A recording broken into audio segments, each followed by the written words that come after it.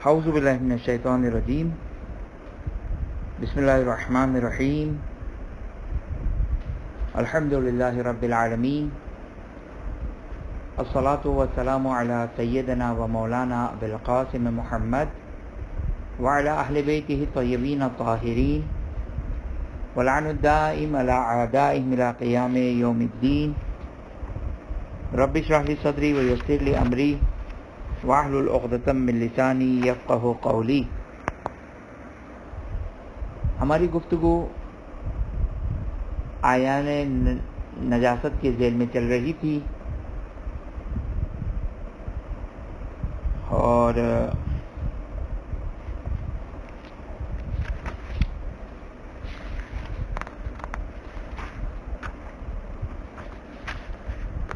آٹھویں نجاست خمر شراب کے ذیل میں چل رہی تھی اور شراب نجس ہے، اس کی تفصیل بیان ہوئی۔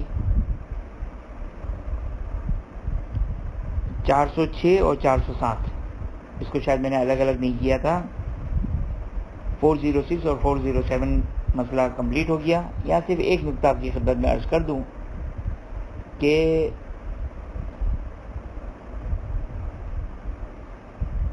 عصیر عنبی یعنی وہ انگور کا شیرہ جس میں ابال آ جائے یعنی بوائلنگ پوائنٹ تک پہنچ جائے تو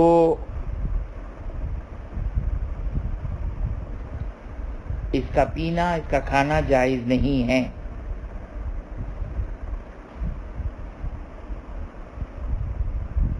اس کا پینا، اس کا کھانا جائز نہیں ہے۔ اور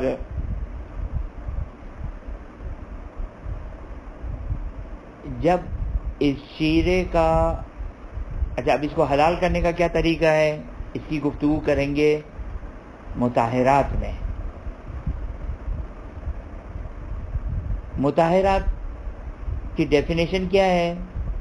مطہرات یعنی وہ چیزیں جو حلال کرنے والی ہے، وہ چیزیں جو پاک کرنے والی ہیں، اس کو کہتے ہیں مطہرات۔ مطہرات یعنی وہ چیزیں جو پاک کرنے والی ہے۔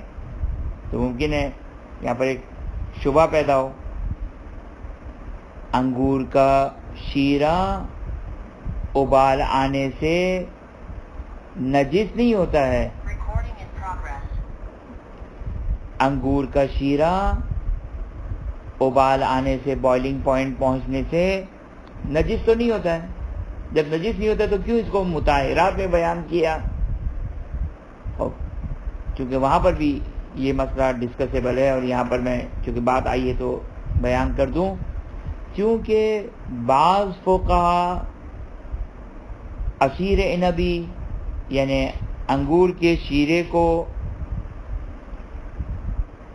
نجس کہتے ہیں جب اس میں ابال آ جائے تو، اگرچہ اگر سیستانی یا یہ بعد میں آنے والے فقہا کہتے ہیں کہ دلیل سے جو چیز ثابت ہے وہ یہ کہ حرام ہے۔ حرام کا مطلب نجس تو نہیں ہے، لیکن چونکہ بعض فقہا اب مطہرات کی جو فہرست بنی ہے وہ ایک فقہا، قدیم فقہا نے جو روایتوں سے ایک فہرست بنائی ہے، لہذا اگر سیستانی بھی انہی کے راستے پر چلتے ہوئے مطہرات میں ڈسکس کرتے ہیں تفصیل سے۔ علی ای حال بات واضح ہو گئی ہوگی انشاءاللہ۔ بس خلاصہ کیا ہو گیا کہ عصیر عنبی یعنی انگور کا شیرہ اگر اس کے اندر ابال آ جائے، بوائل ہو جائے، اس کی تفصیل انشاءاللہ وہاں پر آئے گی مزید، تو یہ حرام ہو جاتا ہے، نجس نہیں ہے، شراب نہیں ہے۔ آیان نجاست، عین نجاست میں بھی اس لیے اس کو بیان کیا کہ بعض فقہا اس بات کے قائل تھے، اگرچہ کوئی آگے سیستانی کہتے کہ نہیں، یہ جو وہ یہ نجس نہیں ہے، لیکن اگر ثابت ہو جائے کہ اس کے اندر نشہ ہے تو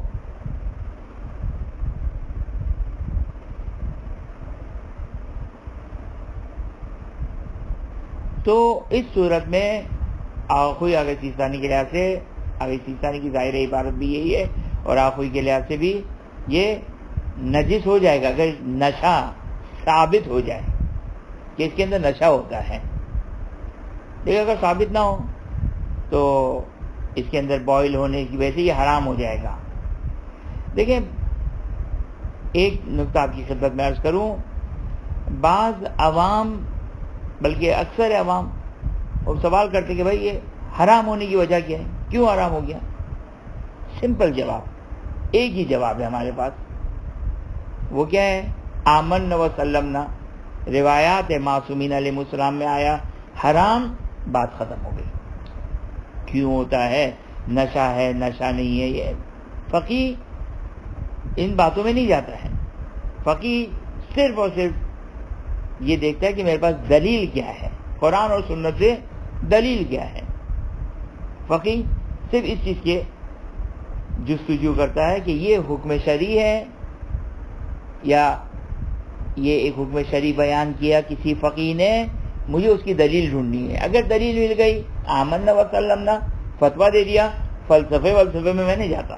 فقیر 99% جو فلسفے میں نہیں جاتا، مگر یہ کہ خود روایت میں کوئی فلسفہ بیان ہوا ہو تو وہ پھر ایک الگ گفتگو ہے اور ایک الگ بحث ہے. وہاں پر جو وہ مجتہد کا اجتہاد کا طریقہ کار فرق کر جاتے ہیں، کیونکہ خود امام معصوم نے وہاں پر علت، سبب، کاز بیان کیا ہے. وہ بھی جب روایت معتبرہ میں آ جائے، نہ کہ علل الشرائع جس میں صحیح روایات بھی ہے، ضعیف روایات بھی ہے، پھر یہ سمجھنا کہ خود علت ہے، کاز ہے یا کیا ہے. یہ سب جو وہ گفتگو کے جو بہرحال ہمارے لیے لا حاصل گفتگو ہے، ہمارے لیے لا حاصل ہے، اور کوئی یعنی ہمارے لیے کوئی اس کا ثمرہ نہیں ہے، کوئی اس کا وہ نہیں کہ ہم کو فتویٰ نہیں دینا ہے، ہمیں کوئی اس سے فتویٰ استخراج نہیں کرنا ہے، فتویٰ نہیں نکالنا ہے.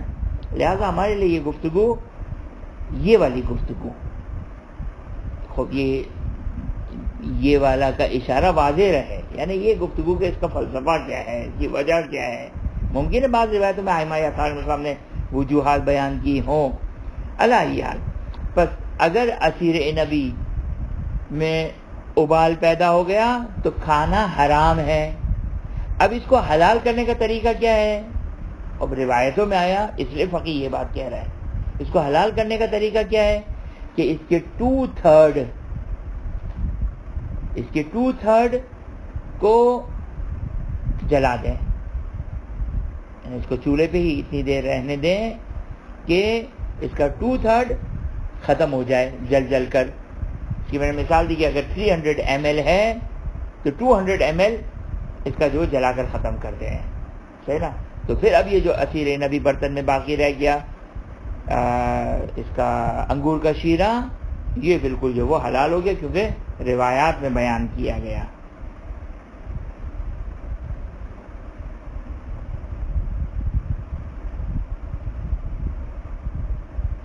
خوب توجہ کریں، بس اس حد تک ہی جو ہو یہ مسئلہ کافی ہے، کیونکہ بہرحال یہ مسئلہ اگرچہ انگور میں ظاہراً احتیاط واجبی یہ فتویٰ ہے کہ اگر مثال کے طور پر ہم نے کسی کھانے میں اگر انگور ڈال دیا، کشمش نہیں، انگور ڈال دیا اور وہ ابال پیدا ہو گیا انگور کے دانے میں، تو اس میں اگر سیستانی کی ظاہراً احتیاط واجب ہے، آخوئی کی بھی شاید احتیاط واجب ہے، تو وہاں پر وہ انشاءاللہ مطہرات میں ہم اس کو تفصیل سے پڑھیں گے. لیکن یہ انگور کی حد تک ایک مورد ابتلا مسئلہ ہے. لیکن کشمش، منقع، کھجور، اس کو اگر شیر خرمے میں عید کے دن اگر اس کو ڈالیں تو یہ فقہا کہتے ہیں کہ نہیں، اس میں جو کوئی ہے اگر جو ہے وہ جوش پیدا ہو جائے تو کوئی مذائقہ نہیں ہے اور وہ بالکل حلال ہے، کوئی مسئلہ نہیں ہے. اگرچہ ایک نقطہ آپ کی خدمت میں عرض کر دوں کہ بعض فقہا قدیم اس میں بھی یہ کہتے تھے کشمش میں، کیونکہ کشمش در حقیقت جو ہے وہ انگور ہی سے بحسب ظاہر انگور ہی سے کشمش بنتی ہے، لہذا جو ہے وہ اس میں بھی بعض فقہا قائل تھے لیکن آگے خود آگے سیستانی کہتے کہ نہیں، یہ جو کوئی اس کی حرمت ہمارے لیے ثابت نہیں ہے. یہ ہو گیا مسئلہ نمبر 406. جی اس میں ایک بات پوچھنا چاہتا ہوں چلتے ہو کہ اگر یہ چاہے اس میں کیا نشہ ہی ہو گیا؟ ہاں اگر نشہ ہے تو نہیں، نشہ ہے تو نہیں. ہاں اگر نشہ اس کا ثابت ہو گیا کہ انگور کے شیرے میں اگر نشہ ہے تو پھر جو ہے وہ یہ کس طرح پاک ہوگا، وہ پھر مطہرات میں گفتگو جائے گی.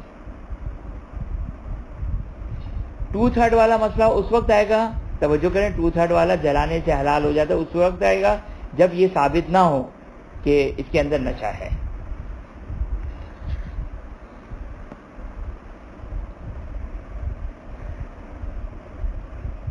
نواں 9th عین نجس میں ہے فقہ. شاید میرا خیال یہ کہ یہ جو مارکیٹ میں یعنی شاید پاکستان کی مارکیٹ میں بھی شاید ہو، مارکیٹ میں جو بیئر کے نام سے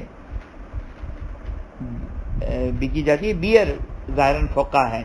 یہ کیا ہے؟ یہ ہے در حقیقت جو سے ایک گندم، ایک جو سے شراب بنائی جاتی ہے. اچھا یہ اہل سنت کیا حلال ہے، اور ہماری روایتوں میں متعدد روایتوں میں ظاہراً امام علیہ السلام نے یوں کہا ہے استصغرہ الناس، کہ لوگ دیکھیں روایت کو سمجھنا بہت اہم ہے. لفظ ناس آیا ہے روایت میں. ناس کئی مقامات پر روایتوں میں جب استعمال ہوتا ہے تو ناس سے مراد غیر شیعہ مراد ہے. یعنی ائمہ اطہار مسلم خود تقیہ تھا، امام نہیں کہتے تھے سنی مخالف. ناس جو راویان حدیث تھے، جو اصحاب ائمہ اطہار مسلم تھے، ہوشیار تھے، اور روایتوں میں بیان کیا کہ وہ فقی وہ ہے، یا مثال کے طور پر عظمت اس کی جو ہمارے کلام کے اشاروں کو سمجھے، ایسے اشارے کہ جس کی دلیل موجود ہو، نہ کہ اپنی طرف سے ہم اپنی طرف سے اشارے، امام یہ کہنا چاہ رہے، امام وہ کہنا چاہ رہے، امام یوں کہنا چاہ رہے، نہیں، دلیل کے ساتھ ہو. اب چونکہ روایتوں میں آیا استصغرہ الناس، یعنی لوگ اس کو حقیر سمجھتے ہیں. فقہ کی شراب کو، فقہ کیا ہے؟ جو کی شراب، فقہ جو کی شراب. روایتوں میں آیا استصغرہ الناس، لوگ اس کو حقیر سمجھتے ہیں، لیکن لا یجوز، جائز نہیں ہے، حرام ہے. یہاں پر آپ کی خدمت میں ایک بات عرض کر دوں کہ دو گفتگو ہے. آگے سیستانی نے اس کی نجاست کو فتویٰ نہیں دیا ہے، فتویٰ نہیں دیا آگے سیستانی نے اس کی نجاست کو، اس کی نجاست کا احتیاط واجب لگائی ہے. آپ کو معلوم ہے کہ احتیاط واجب مجتہد کہاں لگاتا ہے؟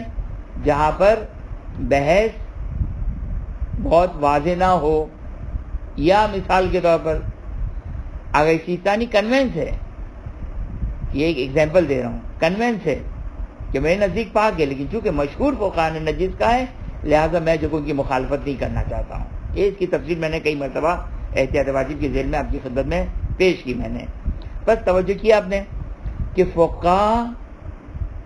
فقہ جو کی شراب کہ ظاہراً یہ بیئر ہے کہ مسلمانوں میں یہ حلال ہے کیونکہ اس کا نشہ کم نشہ ہوتا ہے، اس کا نشہ کم ہے. ہمارے پاس روایت ہے کہ کھانا یا پینا بالخصوص ان مشروبات کا کہ جس میں نشہ ہو، صغیراً کانا اور کثیرا، قلیلاً کانا اور کثیرا، چاہے کم ہو یا زیادہ ہو، نشہ حرام ہے. یہ روایتوں میں بیان ہوا ہے، اسی لیے فقہ حرام ہے. یعنی روایت موجود ہے کہ چونکہ اس میں نشہ ہے اور کم نشہ ہے، لیکن اس کو جو باقی پارٹی ہے، مسلمان پارٹی، وہ اس کو حقیر سمجھتے ہیں، یعنی اس کو اگنور کرتے اس نشے کو، جبکہ یہ کوئی شک نہیں ہے بقول آگے سیستانی کہ یحرم شربہ بلا اشکال، کوئی شک و شبہ نہیں ہے کہ اس کا پینا جائز نہیں ہے. خوب اگر جو وہ مثال کے جو آپ نے سوال پوچھا ہے کہ جنجر یا ادرک کی بیئر، خوب اگر اس کے اندر نشہ ہے، اس میں نشہ یا الکوہل نہیں ہوتا. خوب اگر نشہ یا الکوہل نہیں تو اصلا اس کو بیئر کہنا صحیح، بیئر کا مسئلہ نہیں ہے.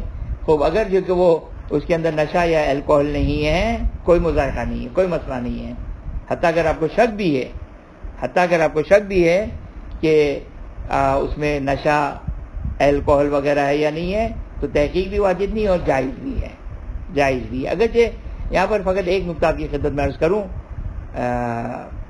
جو آپ نے سوال پوچھا اس کے اعتبار سے میں جواب نہیں دے رہا ہوں، وہ تو کلیئر ہے کہ جب اس میں الکوہل ہے نہ نشہ ہے تو کوئی پرابلم نہیں ہے. آج کل تو بہرحال الحمدللہ حضرت گوگل میں جو وہ سب پتہ چل جاتا ہے، کہ یہ بھی پتہ چل جاتا ہے کہ آیا اس میں مثلا نشہ کتنے % ہے، یہ بھی شاید جو وہ پتہ چل جائے. اور یہ اچھی چیز بھی بری چیز بھی ہے. کل اسیر انب بھی کہیں اس وجہ سے حضرت گوگل حرام نہ کر دیں اور کسی کو اگر اطمینان آ جائے گوگل کی خبر پر تو بہرحال ایک مشکل ہو سکتی ہے. لیکن بہرحال اگرچہ اسیر نبی ہمارے استعمال نہیں ہوتا ہے، تو بہرحال جو آپ کا سوال ہے وہ بالکل جائز ہے. لیکن یہاں پر ایک نکتہ آپ کی خدمت میں عرض کروں، شراب کے سلسلے میں جو ہمارے پاس روایات ہیں، بڑی شدید سخت مذمت ہے شراب کے اوپر. اور بعض روایتوں میں اس طریقے سے بیان کیا گیا شارب الخمر کے لیے، شراب پینے والے کے لیے، کہ جب اس کی روح یہاں تک پہنچے گی تو اس وقت پتہ چلے گا کہ کتنا بڑا گناہ ہے. یعنی جب اس کی احتضار کا وقت ہوگا تو شارب الخمر، شراب پینے والے کو جو کہ وہ اپنے گناہ کا، یعنی اس وقت وہ تکلیف کو برداشت کرے گا، روح قبض ہونے کی تکلیف کو برداشت کرے گا. یہ بعض روایتوں میں اس طریقے سے بیان کیا گیا. بہرحال حرام ہے، اور مومن کو جو ہے وہ بہرحال تمام محرمات سے جو وہ اجتناب کرنا چاہیے بلا شک بلا شبہ. تو جو آپ کا سوال ہے اس میں کوئی پرابلم نہیں ہے. اگر اس میں نہ نشہ ہے نہ الکوہل ہے، کچھ بھی نہیں ہے، تو بلا اشکال کوئی پرابلم نہیں ہے. اچھا کہ آپ نے لفظ بیئر سے ممکن ہے یہ غلط فہمی ہو سکتی تھی کہ یہ ایک شبہ آ جاتا. آپ نے اچھا کیا سوال کر کے. ہو بس اس میں وہ لوگوں کے اس میں آج کل خاص طور پر اس میں کافی چیزیں جس میں لکھا ہوتا ہے نان الکوہلک بیئر اور 100% اس میں لکھا ہو نان الکوہلک، کافی ملتی ہے وہاں پر کافی، اور یہاں پر بھی آتی ہے اس سے. تو یہ صحیح ہے پھر؟ جی بالکل مسئلہ نہیں ہے، کوئی مسئلہ نہیں ہے. خوب مسئلہ نمبر 408 ہم پڑھ رہے ہیں، صحیح نا؟ فقہ مسئلہ نمبر 408 کے انڈر میں آتا ہے. اگر کوئی نے اس کو 9 نمبر سے بیان کیا، لیکن آگے سیسانی نے مسئلہ نمبر 408 میں بیان کیا. خوب یہ گندم سے بنائی جاتی ہے، اور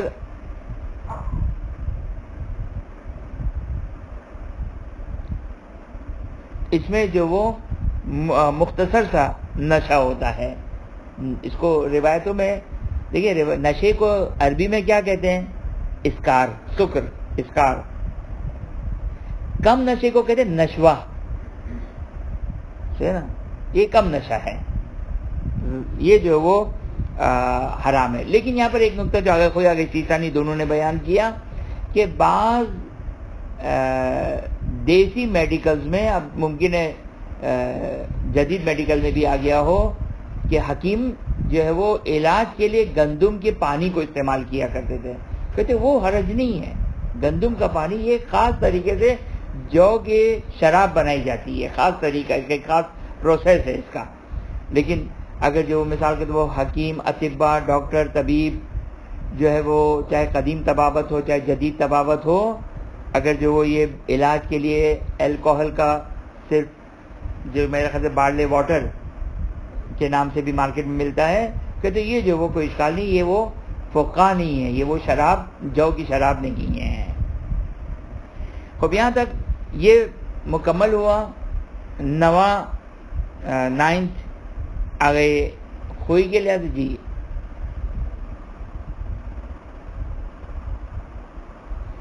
خوب توجہ کریں، یہ بڑا مشکل سوال ہے، یہ انصافاً بہت مشکل سوال ہے.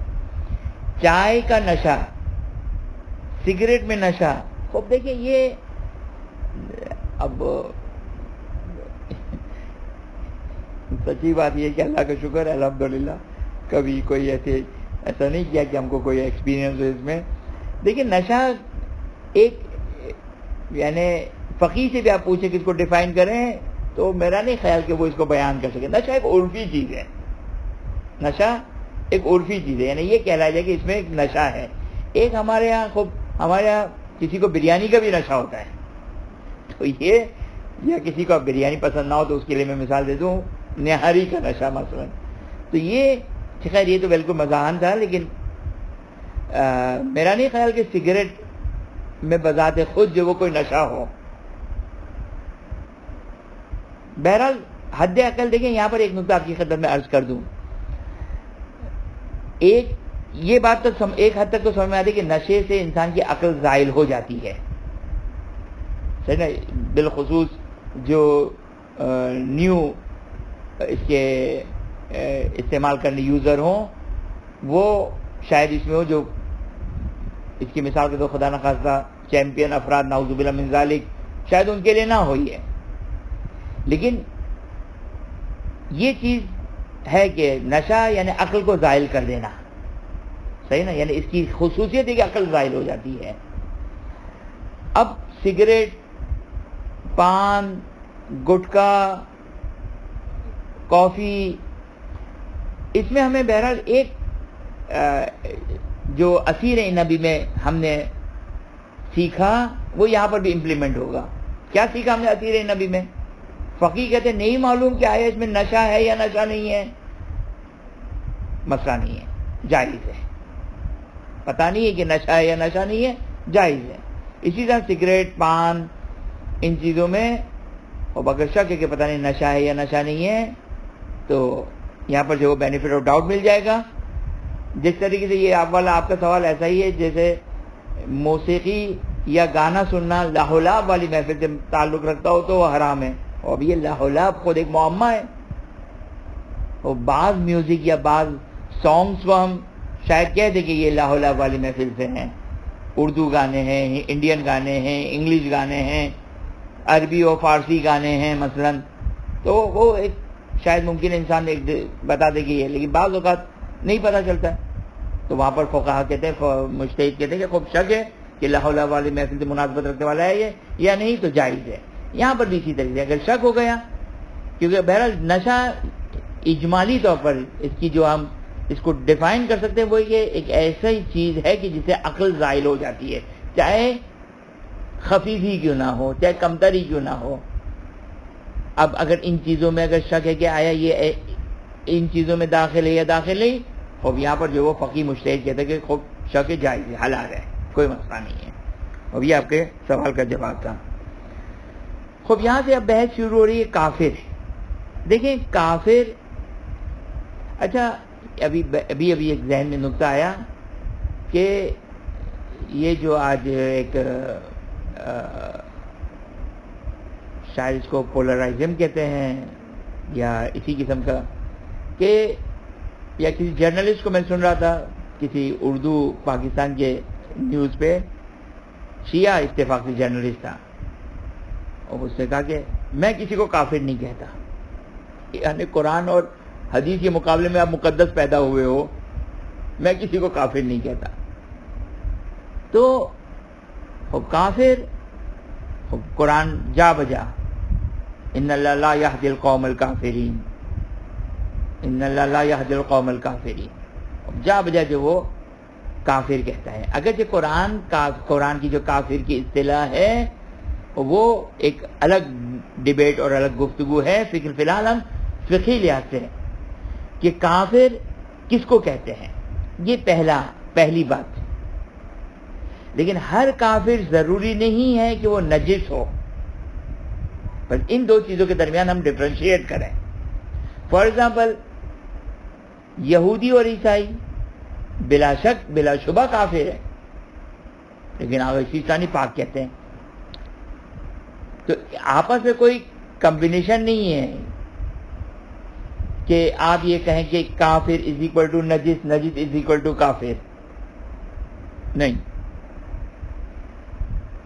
بس یہ بات واضح ہو گئی کہ کافر کو ہم, یعنی یہ جو مسئلہ نمبر, یہ جو 9th مسئلہ ہے, 9th آیان نجس کا جو ہے کافر, یہاں پر ابتدائی طور پر اچھا ابھی جو بیان کر رہے ہیں یہ سارے کافر بھی ہیں اور نجس بھی ہیں، کافر بھی ہے نجس بھی ہے.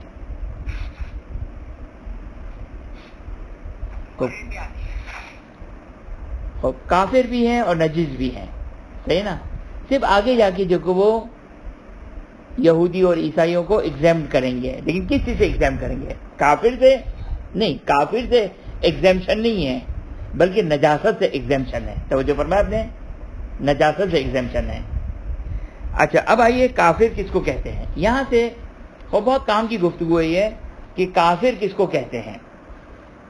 کافر فقہی، اعتقادی نہیں.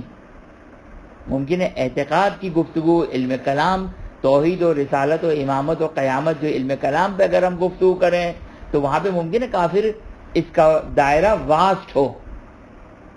ابھی ہماری گفتگو فقہی گفتگو ہے، جو ہمارے روزمرہ کے کام کی گفتگو ہے، جو ہمارے اعمال سے ریلیٹ کرتی ہے. کافر کس کو کہتے ہیں؟ سب سے پہلے کہتے ہیں وَهُوَ مَن لَمْ يَنْتَحِلْ دِينًا. سب سے پہلا وہ شخص کی جس کا کوئی دین نہیں، جس کو ہم ایتھیسٹ کہتے ہیں. روایتوں میں دہریہ بھی آیا اور بھی الفاظ استعمال کیے جاتے ہیں ایسے لوگوں کے لیے. دہریہ، ایتھیسٹ، لا دین، لم ينتحل دینا، کسی دین کو مانتا ہی نہیں ہے. یہاں پر رک کر ایک اخلاقی کہوں یا اخلاقی تو نہیں، ایک انٹرنیشنل رپورٹ دوں میں آپ کو، جو میرا اینالائز جو تھوڑا بہت ہم نے کیا، کہ آپ کی خدمت میں ایک بات عرض کروں کہ اس ایتھیزم پہ آج بہت زیادہ کام ہو رہا ہے، بہت زیادہ کام ہو رہا ہے. اچھا اب اس کے لیولز ہیں. بعض اوقات ممکن ہے فقہی لحاظ سے وہ ایتھیسٹ نہ ہو، لیکن جو تمام مذہبوں کو، تمام دین کو ایک ٹیبل پہ جمع کرنا ایک بہت دور کی ایک بو ہے اس میں، یعنی کوئی غلط نہیں، سب صحیح. کیوں غلط نہیں؟ یعنی قرآن کے مد مقابل آپ نے دین بنایا ہے، کوئی غلط نہیں.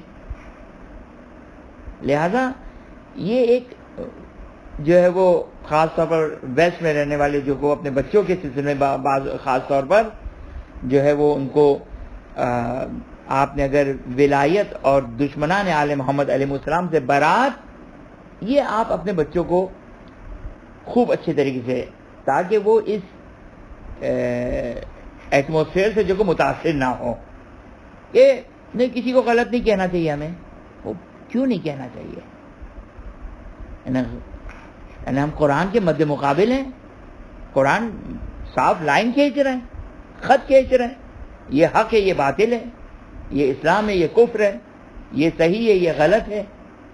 تو یہ خاص طور پر میں معذرت چاہتا ہوں، لیکن مجھے ایسا لگتا ہے، کبھی میں ویسٹ کی ہوا نہیں کھائی ہے میں نے تو، لیکن جو ایک آئیڈیا ہے تھوڑا بہت، تو آپ اس کے لیے بہترین چیز کیا ہے؟ آپ انہیں در آل محمد علیہ السلام سے متمسک رکھیں. جتنا تمسک آپ کی اولاد کو در آل محمد علیہ السلام سے ہوگا، دنیا کی انشاءاللہ کوئی طاقت جو اسے گمراہ نہیں کر سکتی ہے. تو یہ بہرحال ایک اعتقادی اعتبار سے میں نے گفتگو کی، لیکن جنرلی طور پر یعنی میں حقیقتاً یہ بات کہہ رہا ہوں، یہ میں ویسٹ کی بات نہیں کر رہا ہوں، میں ایسٹ میں یہ بات کر رہا ہوں. حتیٰ شاید بالنسبت پاکستان مجھے بعض لوگوں نے یہ رپورٹ دی، خبر دی کہ ایتھیزم یعنی پکا ایتھیسٹ خود آپ پاکستان میں جو کہ وہ جوان ہو رہے ہیں. اس لیے کہ یہ فیشن بھی ہوتا جا رہا ہے. ایتھیسٹ سب سے سکون اور راحت میں رہتا ہے کہ کوئی دین کی کوئی باؤنڈنس نہیں ہے ان کے لیے، کوئی لمیٹیشن نہیں ہے ان کے لیے. اور جوان اگر صحیح تربیت نہ ہو، الحمدللہ ہماری مجالس کی یہ برکتیں ہیں، اپنے بچوں اور جوانوں کو ہم لے کر جائیں مجالس میں، ان کو مجالس میں لے کر جائیں جہاں اللہ کا ذکر ہے، رسول کا ذکر ہے، دین کا ذکر ہے، اہل بیت اطہار علیہ السلام کا ذکر ہے. یہ انشاءاللہ العزیز ہمارے بچوں کو، یہ ہمارے مجالس ہمارے بچوں کے لیے انشورنس ہے، یہ بیمے کا کام ہے. یہ ایمان کے انشورنس کے لیے ضروری ہے کہ ہم اپنے بچوں کو جو ہے وہ، تو یہ بہرحال ایک قابل توجہ بات ہے. میں آپ کو پاکستان کی نسبت بات کر رہا ہوں کہ ایسے اور بہت سارے میرے پاس ایسی مثالیں ہیں، اور تیزی سے، کثرت کے ساتھ اور تیزی سے یہ اسپریڈ ہو رہا ہے. ایک تو انسان ہے کہ نہیں اپنے آپ کو شیعہ ظاہر کیا ہوا ہے، ظاہری طور پر نماز، روزہ، حج، زکوٰۃ، لیکن فکری لحاظ سے وہ کوئی غلط نہیں، کسی کو غلط نہیں کہنا چاہیے، جس کو ہم بہت وائٹ کالر کہتے ہیں. ایک وہ ہے نہیں، ایک وہ ہے کہ باقاعدہ ہو چکے ہیں وہ، اب تقیتاً وہ اظہار نہ کرتے ہوں. علی ای حال خداوند متعال ہمیں بحق محمد وآل محمد صحیح راستے پر گامزن اور صراط مستقیم کی ہدایت دے اور اس پر باقی رہنے کی توفیق عطا فرمائے. تو کافر میں سب سے پہلا ہے وَهُوَ مَن لَمْ يَنْتَحِلْ دِينًا. اچھا یہاں پر ایک نقطہ آپ کی خدمت میں معذرت کے ساتھ پھر ایک نقطہ آپ کی خدمت میں عرض کر دوں. یہ بھی بہت زیادہ ہو گیا ہے کہ انشاءاللہ غلو میں اس مسئلے کو ہم تھوڑا سا آپ کی خدمت میں عرض کریں گے. بیچارہ مومن متقی پرہیزگار کو ہم فوراً کافر بنا دیں، فوراً لادین بنا دیں، فوراً بے دین بنا دیں، فوراً اس کو کہیں کہ بھائی تشیع سے خارج ہے. جسے مثال کے طور پر نماز میں شہادت ثالثہ نہیں پڑھا، اصل شیعہ نہیں ہے، اور بھی بہت کچھ کہتے ہیں. اور یہ تو ایکسٹریم پوائنٹ ہے، یہ تو ایکسٹریم پوائنٹ ہے. رسالہ عملیہ توضیح المسائل فقہ اہل بیت اطہار علیہم السلام اگر یہ ہمارے پاس رہے گی، ہم بالکل انشاءاللہ العزیز صراط مستقیم پر ہیں. میں پہلے بھی آپ کی خدمت میں عرض کر چکا ہوں، مجتہد یہ نہیں کہتا کہ ھذا لوح محفوظ، یہ لوح محفوظ ہے، نہیں. قرآن و سنت سے جو میرے لیے حجت ہے وہ بیان کر رہا ہوں. اس کے علاوہ غیبت کے زمانے میں ہمارے پاس کوئی آپشن نہیں ہے. غیبت کے زمانے میں اس کے علاوہ ہمارے پاس کوئی اور آپشن نہیں ہے. کیا آپشن ہے مجھے بتائیے؟ کس کے پاس فرصت ہے، ٹائم ہے؟ توضیح المسائل کھولیں. کو چاہیے کہ جا کے حوض علمیہ میں جا کے اپنے آپ کو مجتہد بنائیں، قرآن و حدیث سے خود استنباط کریں. آج جو طالب علم پہنچتا ہے اور معلوم نہیں ہے کہ وہ کس کلاس تک پہنچے گا، کس لیول تک پہنچے گا. وہ درس خارج اس کے لیے ایک ماحول ہوتا ہے، تربیت ہوتی ہے. ابھی جیسے مرحوم ابھی خداوند متعال ان کی روح کو اعلیٰ علیین میں جگہ عطا کریں، سید صادق روحانی جن کا اعلی اللہ مقام، جن کا چند دنوں پہلے انتقال ہوا، اور چونکہ باپ دادا خاندان فقہا کا خاندان، 15 سال کی عمر میں مجتہد بن گئے. کما نقل ان کے جو حالات زندگی بیان ہو رہے ہیں، 15 سال 15 ایئرز کس کو کہتے ہیں؟ 15 سال کی عمر میں سید صادق روحانی، جو سید محمد روحانی اعلی اللہ مقاموں کے چھوٹے بھائی، وہ خود بہت بڑے مراجعین میں سے تھے، سید صادق روحانی. 15 سال کی عمر میں کس کو کہتے ہیں؟ ظاہر 10 سال کی عمر میں مقاصد پڑھے تو آخوئی نے کہا کہ یہ اسپیشل اسٹوڈنٹ ہے. یہ 10-12 سال کی عمر میں یا اسی کچھ عمر میں کتاب مقاصد. اور ہمارا طالب علم بیچارہ انڈو پاک کا جو پاکستان ہندوستان سے جاتا ہے، تو کہنے کا میرا مقصد ہے کہ اتنا آسان نہیں ہے اجتہاد. ایسے لوگوں کو یہ ایک ماحول دستیاب ہوا، یہ ان کے لیے موقع تھے، تو وہ 15 سال، اب یہ قم میں انہوں نے ابتدا کی، کربلا میں انہوں نے پڑھا، بعد میں جو پھر اعلیٰ تعلیم کے لیے نجف چلے گئے، 30 سال کی عمر تک نجف میں رہے. پھر بلکہ کہنے والے نے بیان کیا کہ آگے بروجردی درس خارج دیتے تھے.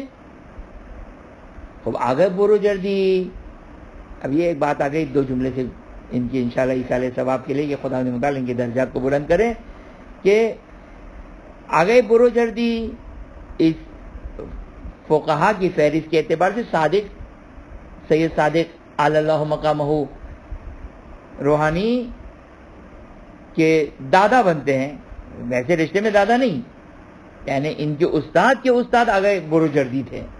وہاں قم میں آگے بروجردی کا درس خارج تھا، یہاں پر سید صادق روحانی اپنا درس خارج دیتے تھے 30 سال کی عمر میں. 30 سال کی عمر میں درس خارج، وہاں آگے بروجردی، بڑے بڑے آگے گلپائگانی ہو، آگے عراقی ہو، بڑے بڑے بزرگان جو آگے بروجردی کے شاگرد. بزرگان بڑے بڑے شاگرد یہاں پہ خب درست ہے، نعوذ باللہ من ذالک، جو آگے بروجردی کا درس خارج کا لیول ہوگا وہ تو قطعاً ان کا نہیں ہوگا 30 ایئرس کی ایج میں، لیکن اس مقام تک پہنچ گئے. تو بہرحال ہم اپنے بچوں کو کم از کم جو ہے وہ دنیا کے شر و آفات سے کم از کم جو ہے کہ ان مجالس کے ذریعے سے ہی تھوڑا بہت بچا سکتے ہیں، وہ ہمیں بچانا چاہیے. لیکن کہنے کا مقصد یہ تھا کہ ہم اگر یہ رسالہ عملیہ توحید، یہ رسالہ عملیہ توضیح المسائل و فقہ و فقاہت، اور اس میں اگر ہم اپنے بچوں کو اگر یہ پڑھائیں گے ولایت کے ساتھ، تبرع کے ساتھ، تو یہ کہ یہ دین کامل ہے محمد و آل محمد علیہ السلام ہے بلا شک و بلا شبہ. صحیح نا؟ تو پہلا کون کافر ہو گیا؟ جو لا دین ہے، جو کسی دین کو نہیں مانتا ہے. دوسرا، اسلام کے علاوہ کسی اور دین کو قبول کرنے والا، کوئی بھی دین اسلام کے علاوہ، اسلام کے علاوہ کسی بھی دین کو. خوب توجہ کریں، آپ کے وہ کون سا ہے، دیوبندی نہیں، معذرت چاہتا ہوں، یہ کون رسالت کا منکر ہے؟ قادیانی، معذرت چاہتا ہوں میں، قادیانی.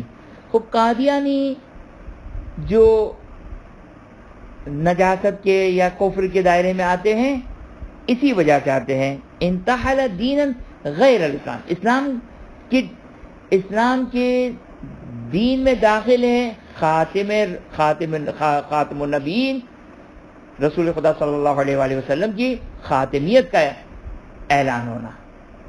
یہ دین اسلام کا جز ہے، یہ دین اسلام ہے. لہذا اسلام کے علاوہ کوئی بھی کسی بھی دین کو ماننے والا ہو، چاہے ممکن ہے تھوڑا بہت اللہ کو مانتا ہو، تھوڑا بہت قرآن کو مانتا ہو، تھوڑا بہت اہل بیت کو مانتا ہو، ایسے کاکٹیل مل جائیں گے آپ کو مخلوط قسم کے، ہم بعض اوقات امپریس بھی ہو جاتے ہیں. وہ بہرحال اگر دین اسلام جو اسلام ہے اس سے علاوہ کسی اور کے دین کو ماننے والا ہے، وہ جو وہ دائرہ اسلام سے خارج ہے. تیسرا کیا ہے؟ تیسرا ہے بظاہر مسلمان ہے. خوب توجہ کریں، یہاں پر آپ کی خدمت میں یہ نقطہ بیان کروں جو یہ تیسرا بیان ہو رہا ہے. کیا ہے تیسرا یہ ہے کہ ہے مسلمان، لیکن اسلام کے بنیادی اعتقادات یا بنیادی چیزوں کا انکار کریں، اور اس کی انکار کی وجہ سے رسالت کا انکار ہو رہا ہو. اب میں چلیں قادیانی کی ایک مثال دے دیتا ہوں میں، اگرچہ قادیانی اس میں بھی داخل ہے، اس میں بھی داخل ہے.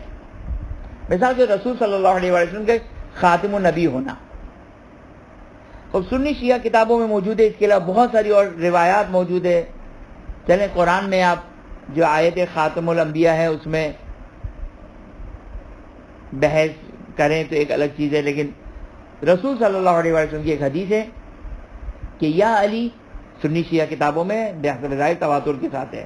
اور اس کے علاوہ مسلمات تشیع میں سے، مسلمات اسلام میں سے رسول صلی اللہ علیہ وسلم کا خاتم النبی ہونا صلی اللہ علیہ وآلہ. رسول کی کیا حدیث ہے؟ یا علی انت منی بمنزلت ہارون من موسیٰ، اے علی تمہاری مثال، تمہاری حیثیت مجھ سے وہی ہے جو حضرت ہارون کی حضرت موسیٰ سے تھی.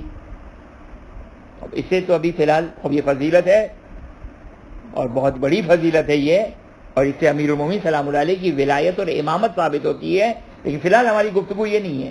اس کے بعد کا جو سینٹنس ہے، الا انہ لا نبی بعدی، مگر یہ کہ میرے بعد کوئی نبی نہیں ہوگا. یہ تو ایک مثال دی، ایک ایگزامپل دی. اور یہ کس چیز کی ایگزامپل ہے؟ کہ آپ صلی اللہ علیہ وسلم آخری نبی ہے اور آپ کے بعد کوئی نبی نہیں ہوگا.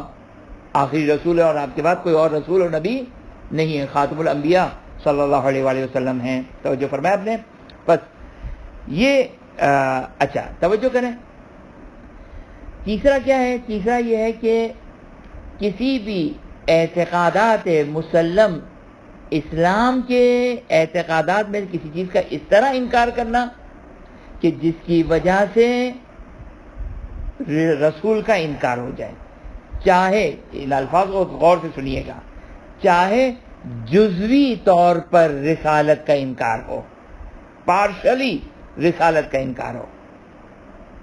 ڈیفائن یعنی کیا مطلب؟ مثال دیتا ہوں میں آپ کو. آپ کہیں، یعنی کوئی شخص یوں کہے اللہ کو مانتا ہوں، قرآن کو مانتا ہوں، کعبے کو مانتا ہوں، رسول صلی اللہ علیہ وسلم کو مانتا ہوں، 1,24,000 انبیاء کو مانتا ہوں، سب مانتا ہوں، میں سب مانتا ہوں، لیکن میں رسول صلی اللہ علیہ وسلم کی اس بات کو نہیں مانتا. نعوذ باللہ من ذالک. فرمان ہے قبول، اس سے انکار نہیں کہ یہ فرمان رسول ہے، نہیں، فرمان ہے. اگر ایک دفعہ یہی ڈاؤٹ ہو جائے کہ فرمان رسول ہے یا نہیں ہے تو پھر کچھ بچت ہے. نہیں کہہ رہے کہ فرمان ہے، قبول سر آنکھوں پر، لیکن میں اس حکم کو نہیں مانتا. یہاں پر یہ نقطہ توجہ کیجئے گا، یہاں پر میں آپ کو کنیکٹ کروں ولایت امیر المومنین سلام اللہ علیہ سے، غدیر سے، منافقین ہے رسول صلی اللہ علیہ وسلم جو اس زمانے میں تھے، وہ اس طرح دائرہ اسلام سے خارج ہے.